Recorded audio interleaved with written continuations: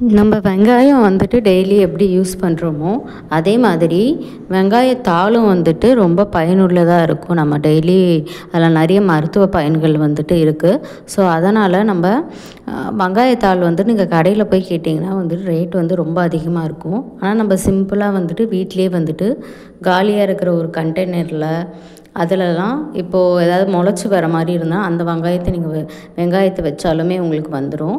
அப்படி இல்லைன்னா எதனா அந்த சின்ன வெங்காயம் பெரிய வெங்காயம்லாம் அழுகுன மாதிரி இருக்குல்ல, ஸோ அதையும் நீங்கள் வந்துட்டு வெறும் காலி கண்டெய்னரில் நான் வந்துட்டு இப்போ மண்புழு உரம் தான் வச்சுருக்கேன், இல்லை ஃபுல்லாக வர்மி கம்போஸ்ட்டு தான் வச்சுருக்கேன். வர்மி கம்போஸ்ட்டு போட்டுட்டு நீங்கள் சும்மா நட்டு விட்டாலே போதும். ஒரு 2 வீக்ஸ்லலாம் வந்துட்டு பார்த்திங்கன்னா உங்களுக்கு இந்த அளவுக்கு வந்துடும். நமக்கு கட் பண்ண வந்துட்டும் இருக்கும். ஸோ ஒரு 3 டைம்ஸ் வரைக்கும் நம்ம கட் பண்ணலாம். அதுக்கடுத்தது நீங்கள் அப்படியே விட்டுட்டிங்கன்னா நம்மளுக்கு வெங்காயமும் வந்துட்டு டபுள் தி க்ரோத் வந்துட்டு கிடைக்கும். ஸோ அதுக்கடுத்தது நம்ம வெங்காயமாகவும் வந்துட்டு அதை நம்ம எடுத்து யூஸ் பண்ணிக்கலாம்.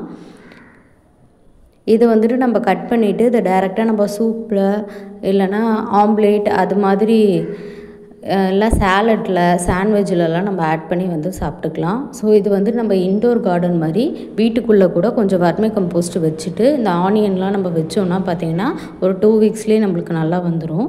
இதை எடுத்து நம்ம வந்துட்டு டைரெக்டாக யூஸ் பண்ணிக்கலாம். ஸோ தண்ணியும் வந்துட்டு இதுக்கு அவ்வளோவா நம்ம தர தேவையில்ல. அப்பப்போ கொஞ்சம் கொஞ்சம் ட்ரையாக மாதிரி ஊற்றினா